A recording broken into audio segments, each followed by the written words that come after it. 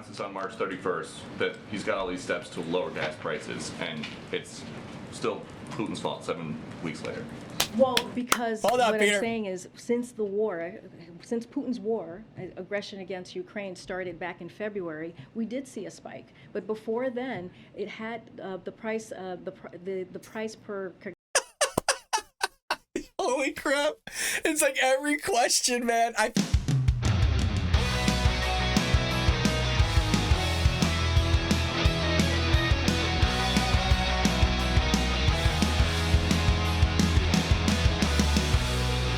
Welcome to the Bald Brad Show. In today's episode, we have Karine Jean-Pierre holding her second press briefing, and you know I got a lot to say about that, as well as the Democrats are going to be taking a shellacking at the polls based on new poll data. As always, folks, if you want to join us here at the Bald Brad Show, or heck, support a conservative, make sure to hit that like and subscribe button. Share this link with your friends and family all over social media. With that being said, let's jump into it.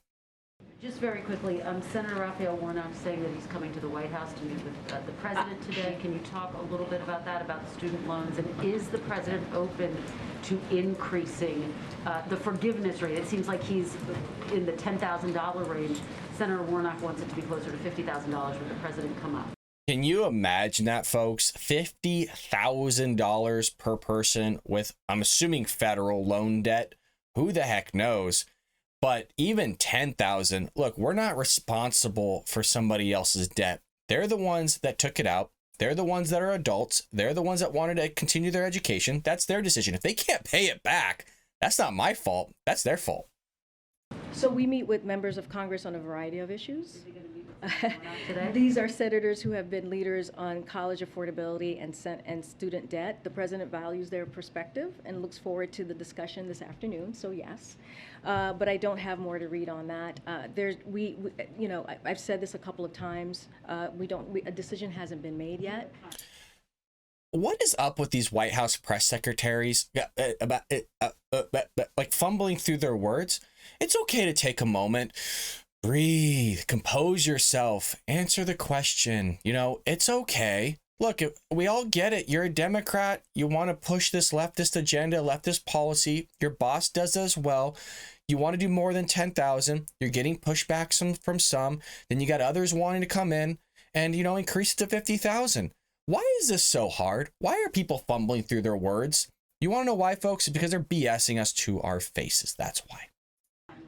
I don't have a timeline. A decision hasn't been made. Yep. Thank you, Karine. A follow-up to the disinformation board. Last week, you guys said that you needed this disinformation governance board at DHS to make sure that freedom of speech is protected across the country and that these platforms are not used for forms of disinformation. So what changed?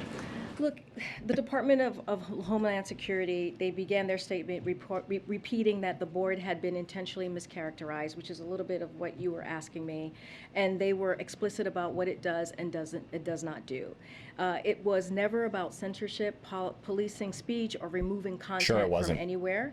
Its function was to keep Homeland Security officials aware of how bad actors, including human smugglers, transnational criminal organization, and foreign adversaries could use disinformation to advance their goals. As Secretary Michael said, he has asked former DHS Secretary Michael Chernoff and former DAG Jamie Gorelick to lead a thorough review. This is the pause that I was talking about, an assessment as members of the bipartisan Homeland Security Council Advisory Council. The board will not convene during that period, but the departments work across several administrations to address. Jesus, man, talk about just reading off a book. I mean, you're supposed to be the spokesperson for the most powerful person on the planet. And you're out here going, the president says, Peter Doocy, the Mayor Mayorkas said that the governance board is moving to disband because of blah, blah. Can we just, for the love of God, can we get somebody out here that will answer a question other than sitting there reading from a teleprompter, reading from a script? Can we get some human interaction here and an honest answer? For the love of God, you're just saying a bunch of cockamamie stuff. It's like diarrhea mouth. Just give me a freaking answer, man. It's killing me. It's like Amber Heard in the freaking Johnny Depp trial. You can't get an answer out of them. And when you do, it doesn't make sense. And when also you do, they freaking contradict themselves. I'm sorry, folks. It just drives me nuts. Disinformation that threatens the security for our country is critical and will continue. So that work is going to continue. So if it's pausing because you think the board was mischaracterized, then the disinformation board is being shut down because of disinformation? Is that... Yes. Peter Doocy, man. Oh, God, I wasn't even doing a round 2 today. Just that right hook. But look at his face, man. Like, so you're telling me that this was supposed to be doing... getting rid of disinformation and looking at misinformation, but it was shut down because of disinformation. It's just so good. He's not getting paid enough. Peter Doocy's not getting paid enough. What's happening here? Look, I mean, the board was put forth for a purpose, right? To make sure that we really did address what was happening. I'm sorry. It's just fumbling. Holy crap, man. I mean, how many questions? Oh, like his third question? Sorry, she can't answer it. She can't answer it. These are hard questions, you know? I'm sorry, I keep pausing it, but God, this is too good. Across the country when it came to disinformation. And it's okay to wait now, but no, 75 days. it's just going, it's going to pause. There's been a mischaracterizations from outside forces. So what? And so now what we're going to do is we're going to pause it and we're going to do an assessment. But the work doesn't stop. You're getting rid of this thing because there's mischaracterizations. You guys say there's mischaracterizations about everything that you do. Whether it's the student loan debt, you say there's a mischaracterization. Whether it's the border crisis, you say there's a mischaracterization. Whether it's increase in inflation and gas prices, you say it's a mischaracterization that we should be blaming Putin for the Putin price hike. Like, there's no point at ever that this administration will take responsibility for the bleep storm that they created, and then they just want to dance around the question and not answer it. And if they do answer it, they're reading from a freaking book that doesn't answer the question at all. Like, he's asking about the Disinformation Governance Board and the disinformation that goes along with it and the mischaracterization, and then you go and read about what the board was supposed to do. Help me here. Help me. We're still going to continue the work. The DHS is still going to continue the work. Okay. There's a bulletin now that DHS is worried if Roe v. Wade is overturned, there could be violence against the Supreme Court building or Supreme Court justices. Are these threats from pro-abortion activists or anti-abortion activists? So look, the president is clear on this question. He believes the right to peacefully protest in this country is fundamental. But he also believes that violence, threats, and intimidation have no place in political discourse anywhere. That is true whether it is in front of a courthouse or in front of a healthcare clinic. And that's the thing. I feel it seems like to us. But judges' houses are okay, folks. You know, intimidating judges and people in front of their homes where their kids live and their children and all this stuff, that's completely fine according to the Biden administration. But they'll swing in any way, shape, or form because, look, Biden's been open. He wants babies to die in the womb. He's been open that he wants babies to die. So whatever he could do to swing it to go with the pro-abortionist, which was the question that she didn't answer, by the way. It's amazing that I haven't watched this. And I can remember Peter Doocy's question asking the difference between pro-abortion and anti-abortion on who's the ones that are doing it. And she's up there on the podium in real time. And I'm an idiot, by the way. I don't look at myself as like a genius here. And I don't put myself to be that. I'm not like the set all be all truth person. But you would think that somebody that's representing the leader of the free world could answer a basic question on, is it the pro-abortionists that are doing it or it's the anti-abortionists that are doing it, of making the claim of basically going out to the Supreme Court, possibly going and running it down and doing some destructive stuff to it and all those things. And she can't do it. She just can't do it.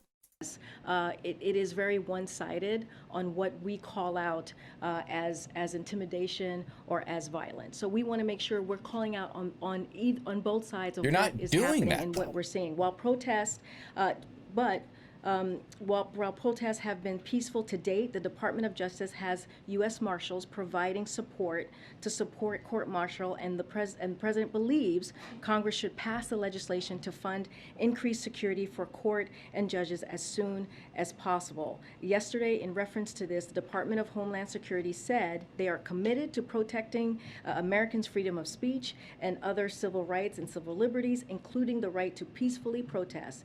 DHS is also committed to working with our partners across every level of government and the private sector to share timely information and intelligence, prevent all forms of violence, and to support law enforcement effort to keep our communities safe.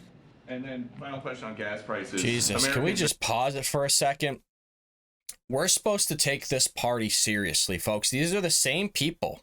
These are the same people that stood in front of, what is it, Minneapolis or another place? I forget. I can't even remember. There's so many riots that took place from Black Lives Matter that you can't even remember the locations anymore. But there was an MSNBC or CNN host sitting there saying it was mostly peaceful protest, and there's a freaking building on fire behind the guy. You know, these are the people like, oh, you know, we're out there to go against both people that are doing intimidation and naughty stuff. But it's like, you're not doing that, though. You're not calling out both sides. You have yet to call out your own side.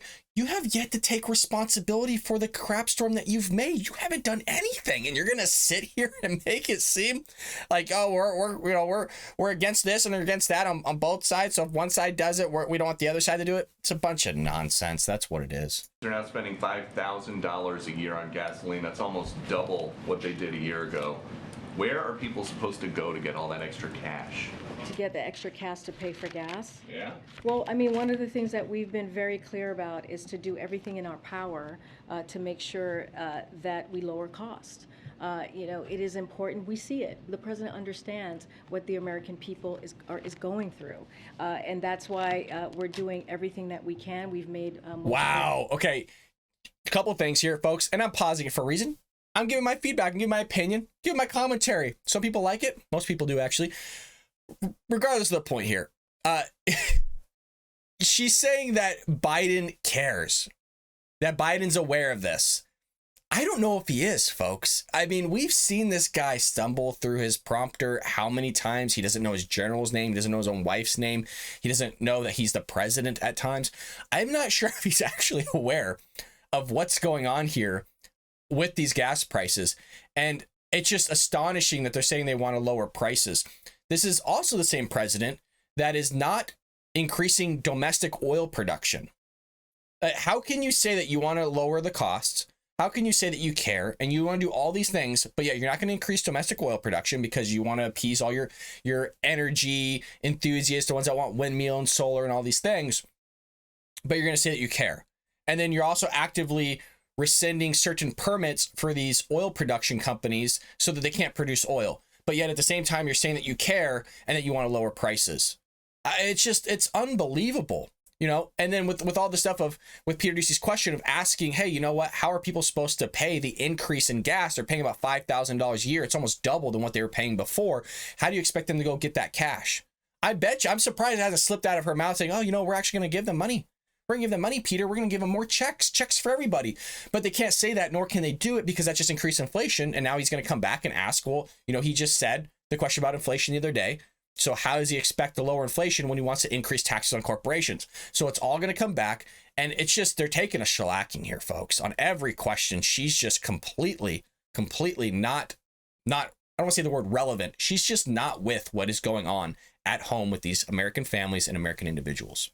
Announcements in the past several months of what we're doing, whether it's the strategic petroleum reserve, whether it's the ethanol 15, to make sure that the American people are not feeling Putin's price hike. This is where this is coming from. 60 to 70% of the current price hike that we have seen has come from Putin's aggression against Ukraine. I told you. I freaking told you. They don't take responsibility at all. Holy crap. Oh my God. Did you see, she got animated with that? That was the most animated I've ever seen her. Granted, it's only, her second day, third day or whatever. But, I mean, she got on that. It's Putin's price hike, man. Like, it's all him. And you know, it's like 67% him. It's like, calm down. Okay, first of all, no.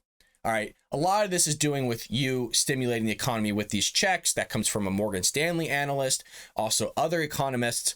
This whole gas increase, yes, it does have partially to do with Russia invading Ukraine. Not astronaut. By the way, we pretty much did not buy any oil from Russia. Okay. So yes, there are global ramifications because if we're still not ever buying oil from them, well, now he's not producing oil, or not producing, but now he's not giving oil to other countries because of what's going on with the sanctions. They have to get their oil from somewhere else. So there's, they mess with supply and demand. I'm fully aware of that. But to sit there and just completely put a blanket over the Putin price hike as if, it's all this guy, it's all this evil dude, which again, he is evil, but to just completely blanket statement, it's him, it's not us, it's him, but hey, we're lowering prices for you. Yeah, right. And announces on March 31st that he's got all these steps to lower gas prices, and it's still Putin's fault 7 weeks later. Well, because Hold on, what Peter. I'm saying is, since Putin's war, aggression against Ukraine started back in February, we did see a spike. But before then, it had the price per. Holy crap. It's like every question, man. I feel bad for her. Like she has a hard job, but damn, Peter, we got to start a Peter fan club, folks. This is unbelievable. This poor girl. Per gallon had fallen down about 10 cents or more. And then Putin started his aggression on Ukraine, his violent aggression on Ukraine against their. I don't know about you guys. Do you feel better because it was lowered maybe over a course of one day or overnight that it lowered 10 cents a gallon? Let's see. If you put 5 to 10 gallons in your tank, depending on when you filled up, oh man, you're really feeling it. You're really feeling it. Saving tons of money there on that 10 cents. Why the average is what, over $4 now nationwide. In California, we're paying upwards of $6.50 to $7, depending on where you're at in the state. But 10 cents, man, that's, hey, really breaking the bank with that. We're really saving a ton of money here. But everybody bow down. Take a moment to bow down to Joe Biden. He's doing yeoman's work by lowering it 10 cents for like one day. Democracy against their sovereignty, and we saw the facts show it went up about 60 to 70%. So it is Putin's tax hike. This is what we're talking about. Unbelievable. On inflation. At some point. Sure. Um, The inflation concerns are now rubbing off on quarterly earnings reports for a lot of big companies. Target, for example, today says it missed its estimates because of increased costs of transportation and gas. That's part of what's driving this at least 1,100-point drop in the Dow so far. What would you say, what does the White House say to investors and everyday Americans who are concerned that there's no end in sight to these price hikes? Look, I'm not going to speak to the stock market, but this is something that is very important to the president when it comes to inflation and making sure that we lower costs for the American people. Last week, we announced new steps with private sector to lower the price of high-speed internet for tens of millions of Americans. The president traveled to Illinois to announce new actions to give farmers the tools and resources so they need to boost production, lower prices, and feed the world. The nonpartisan Congressional Budget Office found that the deficit fell by $1.5 trillion this year, putting us on track for the fastest deficit reduction in any year on record. These actions build on other actions the president has taken to lower costs in recent weeks. Again, this is a bunch of hocus pocus, this is folks. to address Putin's price hike at the pump. The president, as I was all right, saying, we're starting. It's just all Putin's fault. It's continually Putin's fault. It can't possibly be them. I'm not saying they're not doing anything. Okay, that is not what I'm saying. He is actively trying to do certain things. You have the Federal Reserve trying to do certain things by increasing interest rates. You have them going out to the privatized sector, trying to see what they can do to lower costs, whether that's coming with government subsidies or trying to put in certain actions where they can ultimately lower the cost by, like they said, with the farmers. They are doing certain things, but they're not going to the main problem. And the main problem is, one, the spending, the debt we have going on. How do you increase the production of oil? How do you increase the production of certain consumer goods so that we could drop those prices down? Again, I know that she addressed some of those things. The vast majority of what they've done, they haven't addressed. Basically, they've created some cockamamie list that doesn't really do much to make it seem like it does do much. So they can manipulate the narrative, so they can manipulate the American people to think that, oh, wow, they're actually doing something great. Let's swing the vote in some way, shape, or form. It's not going to happen. Which brings me to my next point, folks. This type of behavior, they're in like some echo chamber because their behavior, the way that they're talking, they are not getting it. The Democrat Party is just not aware of how idiotic they sound and how idiotic they are acting and the policies that they're doing and the things that they're doing through those policies and those actions to destroy this country from the inside out. You have the war that's taking place in Russia, Ukraine. You have the immigration crisis. You have the inflation crisis. I mean, it continues to get worse. You have the debt going up, but she's going to say, you know, all these things about the debt, that they're going to try to lower it and that, you know, they're going to meet certain criteria in sense of like 1 point something trillion, all this stuff. It's not going in the right direction, which is why the Democrats are going to take a shellacking. And not just any shellacking, they're going to take a shellacking at the polls. A new report from the Daily Wire here that's posting this reveals that the Democrat Party's internal polling shows them getting blown out in November's congressional elections. Like, shellack's not even a great word. I use the word tsunami. There is a red tsunami coming. At a meeting last week with Democratic Congressional Campaign Committee Chair Sean Patrick Maloney, Democrats who are on the bubble in the upcoming election were informed that in battleground districts, the generic Republican is beating the generic Democrat by a whopping 8 points. Oh my God. I mean, it doesn't do justice to even use words like whopping or shellacked. I mean, they're getting destroyed, obliterated, evaporated. Oh, it's so good. The Democrats don't have a clue what's coming. Given that Democrats generally have a 3 or 4 point build in advantage on the generic ballot, this is particularly concerning development of Speaker Nancy Pelosi. So when she's starting to kind of bat her eyelashes, you know things are going wrong because the amount of Botox that's in that forehead practically makes it impossible. But the news of the huge swing towards Republicans by polling from the Congressional Leadership Fund, the PACT, which stated Biden plus 8 districts are now toss-ups. CLF polled 16 districts that Joe Biden won on average of 8 points, is now basically going to lose everything. This is nuts, folks. And it just goes on and on and on. And you're going to love this next part here. If Republican representatives flip 5 seats in Congress in November, they will gain the majority in the House of Representatives, according to Reuters.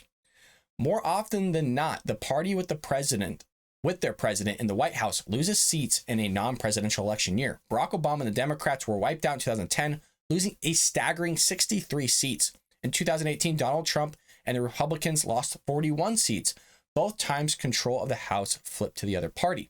So obviously there's various reasons for that, whether it's Donald Trump saying, you know, knucklehead things on Twitter and social media, or it's Barack Obama signing the Iran deal and doing certain things that he did, like bailing out the banks, all sorts of reasons as to why things would flip. I can't remember exactly when the banks and all that stuff happened. I believe the recession was around 2008, but I also believe that's when he was put into office. But I digress. There's reasons why there's a flipping back and forth, things of that nature. I think we could see why there'd be a flip here with Joe Biden in office, but I wanted to give you kind of the most up-to-date things on the shellacking that the Democrats are seeing from their internal polls, so they can't be like, oh, well, the Republicans are manipulating this stuff. You know, don't believe it. It's misinformation. It's Russian disinformation. Don't believe it. So now we're citing their own internal polls. They know that red wave's coming. You got people like Elon Musk that have never voted for Republican in their entire life that is now going to vote Republican. And it makes you wonder, now that he's out saying that, I wonder how many people Elon Musk flipped and said, you know what, hey, if he's going to do it, he's right. And their eyes were awoken to, hey, you know what, maybe I should vote Republican. So folks, get ready because the red wave is coming. As always, if you want to support us here at the Bald Brad Show, or heck, support a conservative, make sure to hit that like and subscribe button. Share this link with your friends and family all over social media. And folks, I will see you later here on the Bald Brad Show.